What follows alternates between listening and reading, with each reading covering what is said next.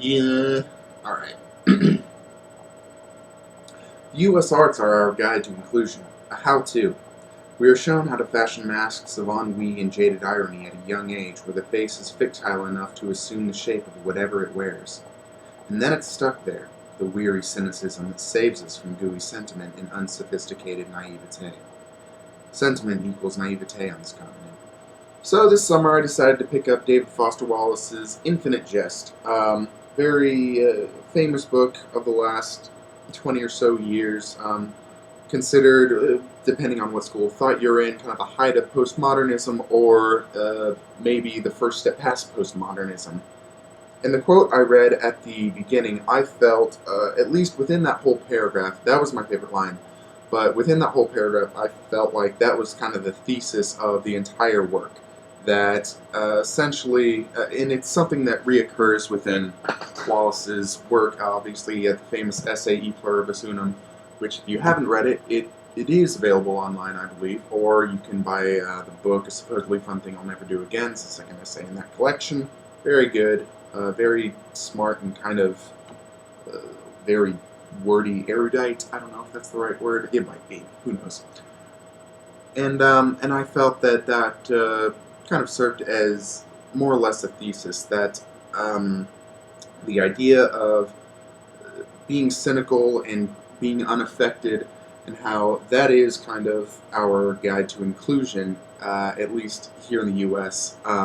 When Wallace wrote this book, he set out to write a very American book and write a very sad book, as I understand. But okay, so let's briefly talk about the plot of this book. And it's interesting how almost the plot seems to kind of divert, or not, maybe not divert, but the action seems to divert away a lot from the plot sometimes. A lot of times, actually. And part of that is writing style. If you've ever heard of the book or the character Tristram Shandy, I was actually talking to an old English teacher, and he said, the kind of offhand diatribes where Wallace goes off on a tangent remind him of this book of Tristram Shandy. And basically, Tristram Shandy is this guy that is kind of telling his whole story about himself, like from his conception to, I don't know his death. I haven't read it, honestly. I just heard the summary of it, so sorry if I'm butchering that, Tristram Shandy fans. But essentially, it's this guy that, can't stay on topic. And in a way, Infinite Jest kind of feels like that. Plot-wise, it's... I'll try and concisely sum it up. So, it takes place largely at a halfway house in Boston, Massachusetts, and a tennis academy just up the hill, where the tennis academy is just as it sounds. They all play tennis, and, it's like some kind of private boarding school. It is a private boarding school. And the main characters, the two mainest characters, if I can say that, are Hal Incandenza, who's at the tennis academy, and he's this kind of up-and-coming, premier tennis player. And at the halfway house, it's Don Gately, who's this recovering addict, and I want to say it's when the majority of the action is taking place in November of the year of the adult undergarment. He's about 7 months sober, maybe he's a year, I forget. You see, things like that you should be able to know, but again, it's a very dense book, okay? It's very big. I forget some details. And so what is it about? Well, essentially, if you want to attack it thematically, it's about addiction and entertainment. In Infinite Jest, the title is the title, actually, of a film of Hal's tennis player.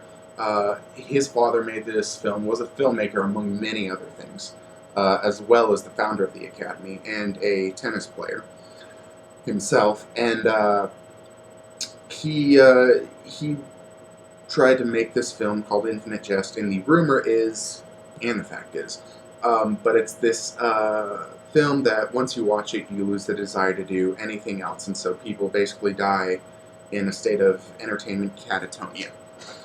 And so, and at this time, America, Mexico, and Canada have merged into one sort of continent or one country called Onan Organization of North American Nations. And then within that, there is a faction from Quebec called the AFR, basically the Wheelchair Assassins. The AFR is actually, I believe, yeah, it's a French, Quebec French, whatever, alliteration, not alliteration, doesn't alliteration have to be a word? I don't know. But it's the initials, more or less, for what it stands for. And so this terrorist group is trying to get it so that they can, because the Quebecois want to be separated from Onan, and as well as the new kind of U.S. or U.S.-headed government. It's obviously all three countries, but it's headed by sort of the former United States.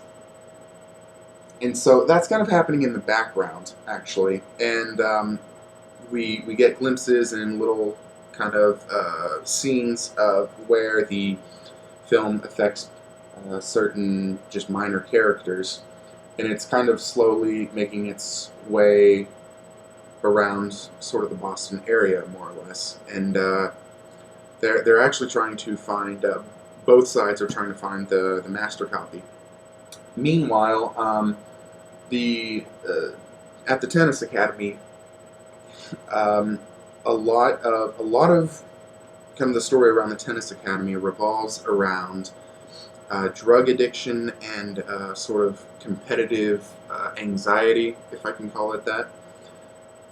The players are, let me see how to word this. So the main character, Hal, is got an addiction to marijuana, and obviously, yes, I know you can't be addicted, you can't be chemically addicted, but he's got sort of a mental addiction. He likes the effects of that, so I understand pot defenders, don't get mad at me. So he's basically got this sort of addiction, and at kind of almost the same time, he's been this ascending player within the ranks of his own school.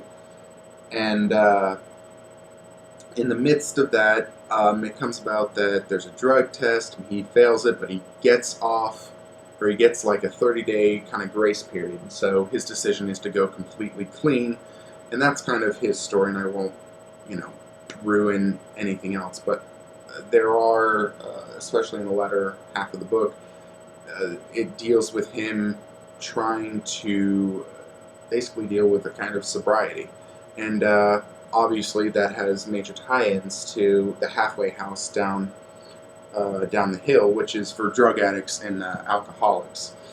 And you've got all these just stories of, and it goes in minor characters, detailed stories of how their kid sister, kid brother, or whatever was molested each night by their father or something. And it's that's obviously all just kind of minor background to push into the story about how addiction and what drives you to addiction. That's what drove one person to addiction. And actually the whole gist of that is that, yeah, so you're addicted, but you can't blame outside sources, you have to blame yourself. And so you have to let all of that deep, dark stuff go, which, yeah, sounds cheery.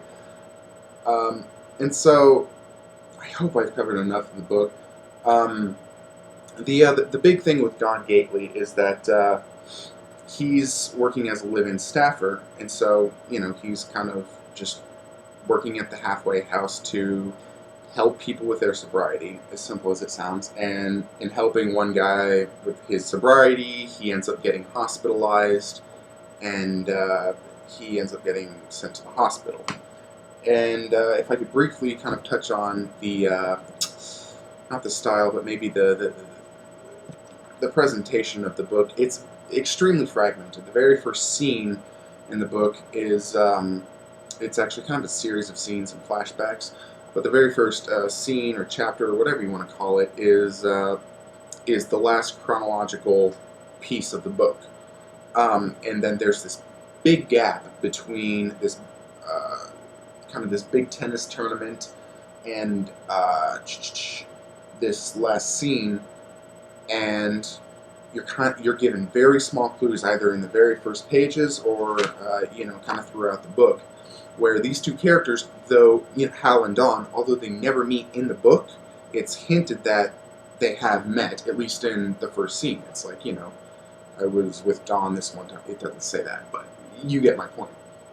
And there are discussions, or there are, I guess, groups of thought, if you want to say, that it's kind of a circular book in ways, just thematically, not like a Finnegan's Wake book where it ends mid-sentence and picks up mid-sentence and it's an entire circle, but thematically how it's built, how, and I can't really, I would give away spoilers if I was kind of talking about that structure.